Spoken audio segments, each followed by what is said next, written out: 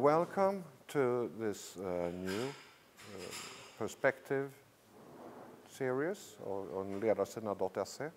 My name is Johan Westerholm, and today I'm happy to welcome Mr. Ayub Kara, Deputy Minister of Regional Development of Israel. Thank you, sir.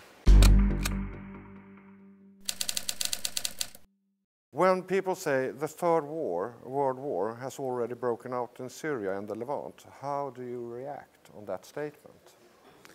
I think it's right. It's the Third World. No one think about that when the Arabian Spring beginning.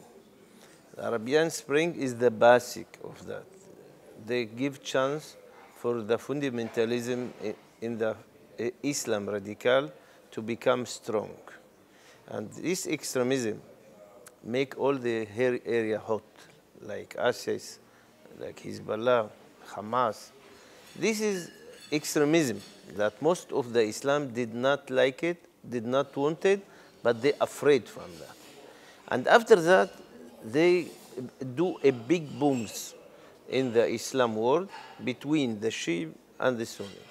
The Shia is the capital of that is Iran with the Ayatollah, and they, of course, supporting them, Assad and Hezbollah and something a big team in Iraq, in Bahrain, in Yemen, and the other team is Saudi Arabia, with what we call the coalition of Saudi Arabia, more than 30 states, including that Marrakesh, Tunis, Egypt, and the Gulf states, Jordan and Turkish.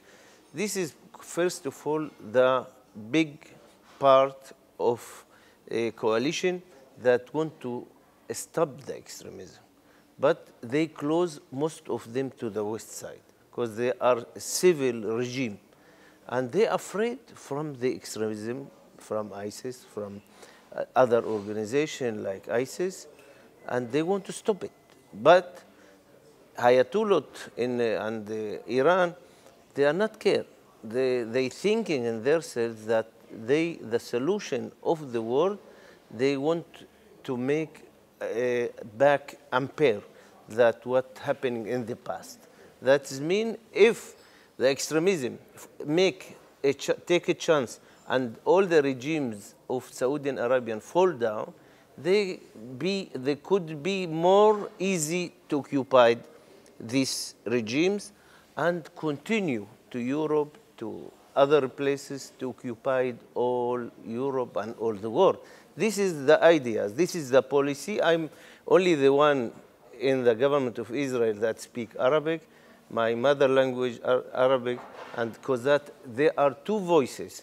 I heard the voice in Arabic is different absolutely when they speak in English. This is hypocrisy.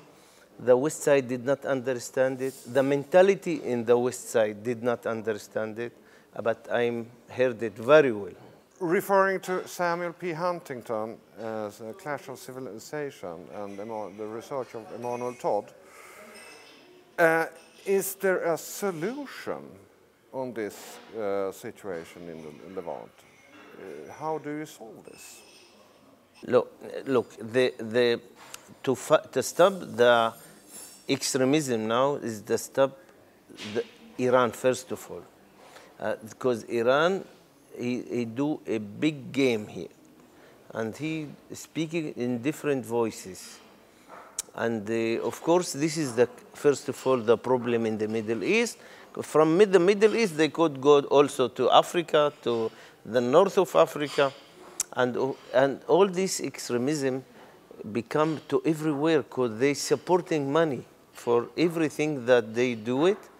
And I'm sure at last the solution of that the West Side support Israel, support this regime that what we call Saudi Arabia to close to Israel. Saudi Arabian coalition, Israel, and the West Side must shake hands to stop this extremism. No way, there are no solution with that. How we could found to stop it also when they supporting Israel and the Saudi Arabian coalition with different economic project. That means if we give more supporting economic for these states like Egypt, like Jordan, like the Gulf states, we support them. We don't. This is the important that we didn't found states that poor. If we give them economic supporting, we fighting in this policy the extremism. We do a lot now in Israel. The refugees did not come in here to Europe. This is helping in the land of the Middle East, and we do a lot now, different project. We starting now with the Dead Sea. We're going to bring big project of water from Red Sea to the Dead Sea, about 200 kilometers. We're going to bring water, and this is big project, and we give solution for the Palestinian water and for the Jordanian water, and it is one of the project. And we also starting with a few industrial parks to employ people from the side of the Palestinian and the Jordanian and other. I think this is the way to fighting. The way that you accept refugees here, this is agency for this war, the third world war. This is if you accept the refugees here. You must help him in the Middle East. We do it. We bring every day for our hospitals thousands of injuries, people from Syria, from Iraq, from everywhere. Children, we help him. They come into Israel. We save hearts of children in Israel, thousands of people. This is the way. If you bring him here, you do bad job that you bring the problem from the Middle East to you. How strong is the conflict between the secular West and Israel, State of Israel, and the culture and religious world of the Middle East? Look, we have in the Islam two teams now, as I said. Religious fanaticism team, with the head of that is Iran, that from the fundamentalism, they become in the regimes.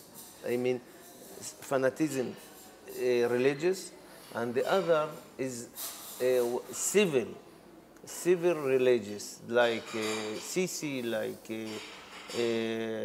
Marrakesh, Muhammad, and other. This is the other kind. You couldn't found, like in Israel, democracy regime. You never found it. The Quran is against that. No way to do it.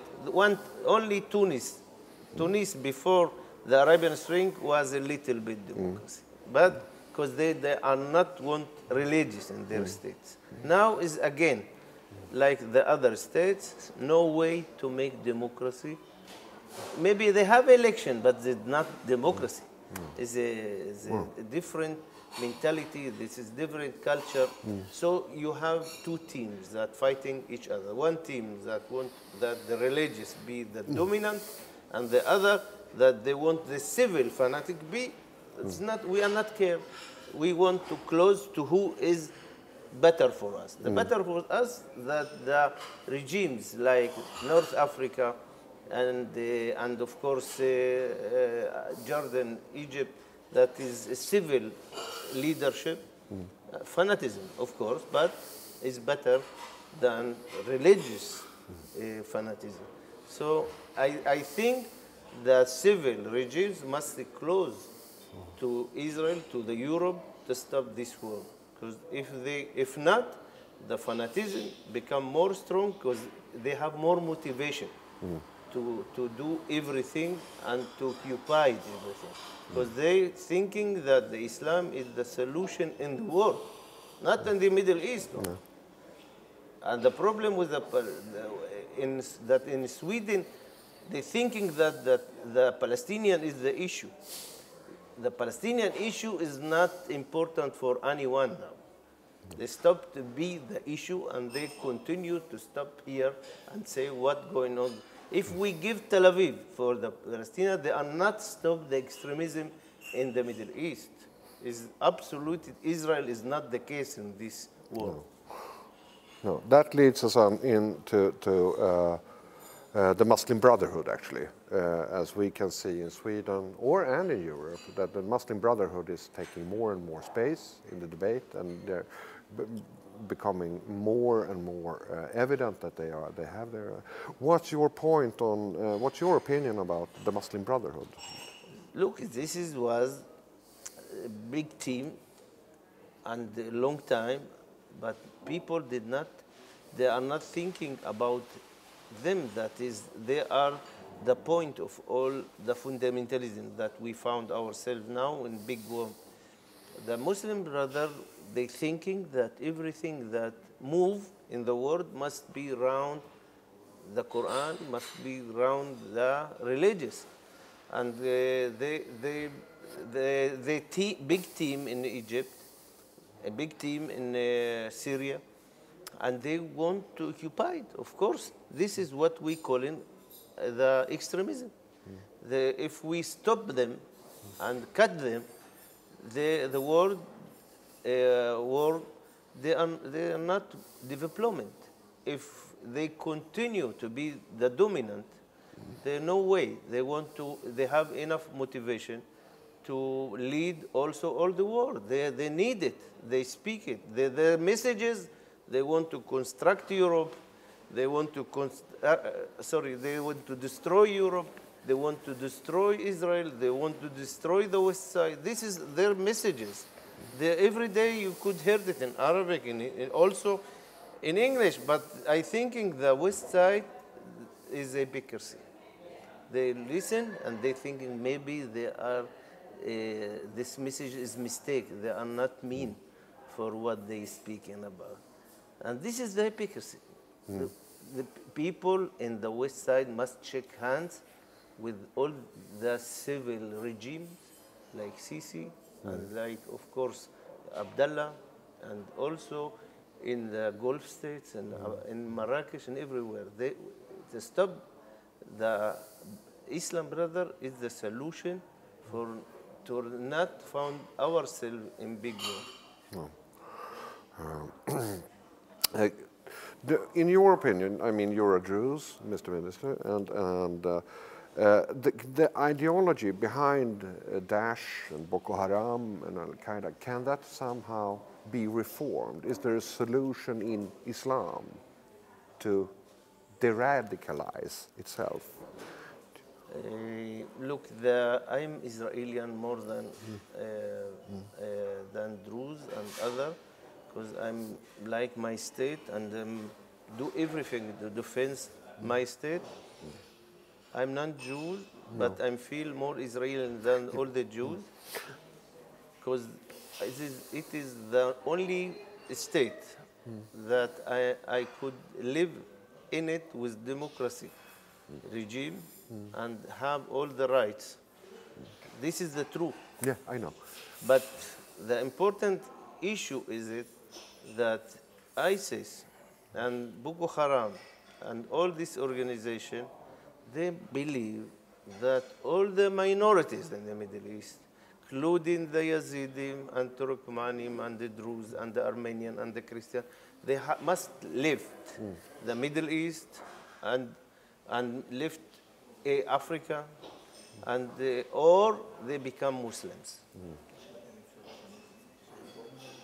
No way to change ideology. No way to change agenda and what people believe. They believe, and they pay for money, leadership in different minorities to become Muslims. And they have so much motivation to change the world to Muslims. This is the problem. If you believe with something, it's not important for me. It's okay. But if you push me to change my religion, that's what's happening now with all these teams. I have big problem, and this is could happening in 10 years also in Europe. They finish in Africa, and their motivation to come to be part in Europe, maybe one day also in the US. This is the agenda. No way to stop it. The one thing is to cut them, to fight them, to destroy them. This is the way. This is kind of the fundamentalism terror that we could find in all the world. I'm a very, very big friend of Morocco. How would you describe the relationship between Israel and Morocco? I know there are some cooperation or in the agricultural field, the argan tree, the argan nuts, and the tomato harvesting, and so. And my sense, when I travel some in Morocco, we have those Jewish villages in north of Essaouira, and there are strong historical links. How would you describe the relationship today with the Kingdom of Morocco? Look, in Israel live more than 600,000 Marrakesh people that come immigrate from Marrakesh to Israel, Jew, and this is give a bridge for good relationship, long time with Marrakesh, and Marrakesh have respect for Israel. There's a lot of time we have up the radar also a good relationship. I hope I'm do much now to close again to them. I think is it the time. I think is the one of the states that maybe close to them in the future, not far away. And if in 1-2 years maybe we change all our process, all our relationship with them, and they need it. This is important for them because they have good friends in Israel, Marrakesh exactly people, and not Marrakesh people. I think Marrakesh is one of the regimes that is more liberal in what we call the Saudi Arabian coalition. And after Saudi Arabian finish all the conflict about who is the leader, and this is give chance not only for Saudian to up the radar found themselves with good relations with Israel. I think Marrakesh also could be partner to make better relationship than down and loudly. This is important with Israel. Yes. The King of Morocco has been appointed special envoy in Libya to solve this from Ban Ki-moon himself, the Secretary General of the United Nations. Some people or some analytics propose that the Kingdom of Saudi Arabia, the House of Saud, is about to collapse in itself due to corruption and too many princes, and this tension on the Arabic Peninsula between the Wahhabists and the Kingdom of Saud interpretation of the Quran. Is that a possible development, or do you see tensions within the Sunni Islam on the Arabic Peninsula? I think in Saudi going to Saudi go to process that is they change the leadership in 1 month, 1 year.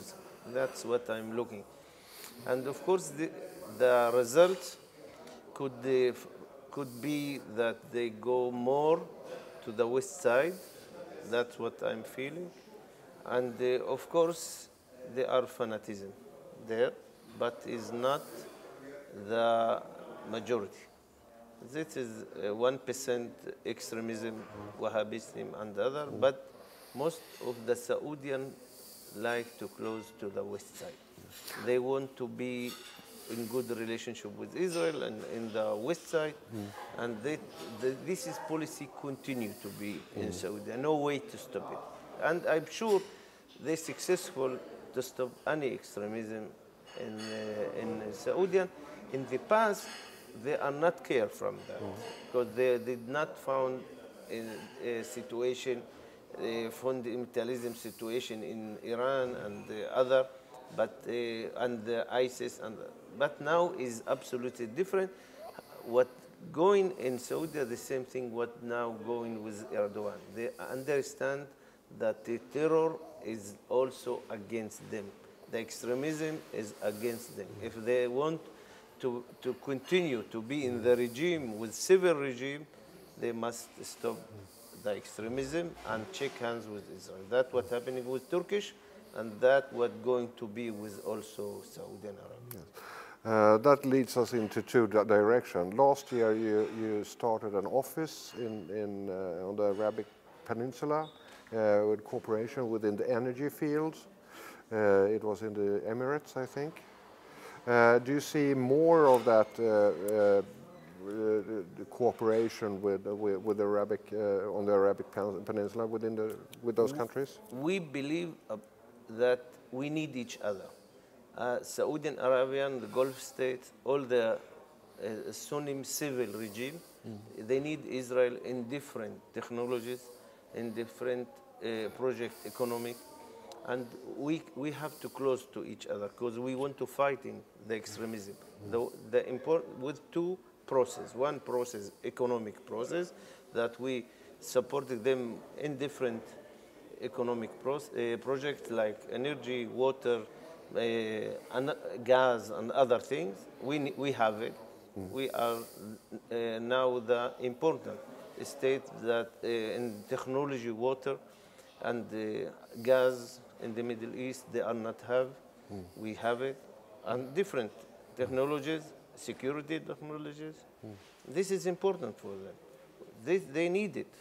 Cyber, high tech. We are number one now in the world. I'm saying it loudly, and they need it.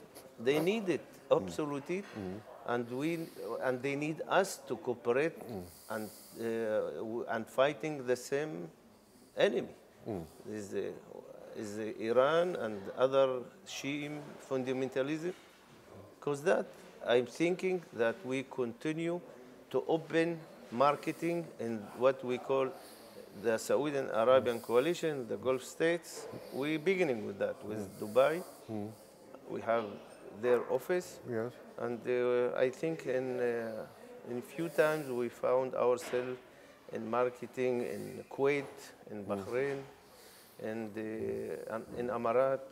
Yes. And I'm sure that we're going to new perspective better than in the past. Then the other direction, what do you see the changes within Turkey right now under President Erdogan? How will that affect the development of the security situation in the region? Now Turkey has a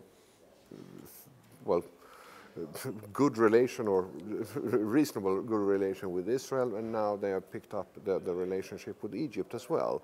What's your point of view in that question? What do you think will develop with Russia and? Well, look, the basic of all what you call their names, that all of them afraid from the third worm. The third worm is ISIS and the extremism, and of course with background with Iran, Hezbollah, and Assad. This is the issue. And of course they want to stop it because they're afraid from that. This is enemy of Erdogan, this is enemy of Egypt, and this is the enemy of Israel. So we close to Erdogan, because Erdogan understands that this fanatism, this extremism and Islamization become their enemy in Turkish. And they need us, of course, and we need them. We want to sell gas, and they need gas. They need different technology that Israel is a professional. And the important issue that is Erdogan understands very well that their enemy is also Iran now. He afraid from that, he care from that, and because that he close to Israel, because the interest between Israel and Turkish is going together. No way, it's not conflict between us. We never was enemies each other, and of course we going to be in better relationship. And of course, this is give solution to stop the extremism. If Erdogan did not fighting the extremism in last election, he lose. He understand that their public, their majority, they need to stop the extremism more than everything. And to stop the extremism is to shake hands to Israel, not to shake hands to extremism. Only 2 questions left. Referring to what Israel, well, what Mr. Minister said before, please provide us with aid in our neighborhood, solve the problem where it starts. You don't transfer it to Europe. Chancellor Angela Merkel, she has proposed safe zones in Syria to provide housing and healthcare. Do you think Angela Merkel's proposal is a good one or a bad one, establishing safe zones in cooperation then with Bashar al-Assad? Look, in Syria, in fact, there are 4 or 5 states now. The state of the Alawim, of Assad, the state of the Kurdish, and the state of the Sunni min Khalab and Dar'a, and maybe the state of the Druze, we are not sure. But that means Syria never be again in what happened in the past. This is the truth. People did not understand. They must cut it to new states, and of course this is the solution for now. But if Assad fall down, and they found one leader for all the state, maybe, but I don't take a chance that they could be the right steps. Kurdish, 40 million people. They push us to give state for 2, 3, 4 million Palestinians. They could not stop and not understand what is necessary for the Kurdish. Of course, this is very sensitive with Turkish, but we must find solution for that with Turkish. Because 40 million Kurdish is not easy to tell him you are not, you couldn't continue to be part from Syria, from Iraq, from Turkish, is not a solution. So we're going to new solution in the Middle East. If we found a solution for that, maybe we stop the third world religious. But Europe must understand. They must help the refugees in the Middle East, in Jordan, in Turkish, and everywhere, like Israel, what he is supporting. All the refugees in our hospitals, in our borders, but not here. To bring the problem here into the west side, to Canada, that means you invite the extremism to your states. That's what's going. I'm listening also to voices here from Syria. I met people here. I know how they speaking in Arabic. They speaking to me. I don't want to send here the messages that I'm heard. It's absolutely the problem for the west side in the future, of course. And I'm convinced Europe to go to the Middle East to help. It's more cheap, more right. Final question, and off topic, because Mr. Minister led me into that one. How would you see a solution? What's your opinion in a solution about the Kurdish dilemma? Is it self-governing or is it independence? And how would that affect the water supply, because they have the sources of Euphrates and Tigris in their territory? What's your thoughts, ideas about that? Look, I'm like Kurdish, very much, and have good relations. But in the same time, I'm very supporting the good relationship between Israel and Turkish. So I love 2 kinds of people. It's not easy to love two. And that's the answer enough. That's answer enough. But I think I told you that's no way to stop that the Kurdish become independent state. Okay. Thank you, Mr. Minister. You're welcome.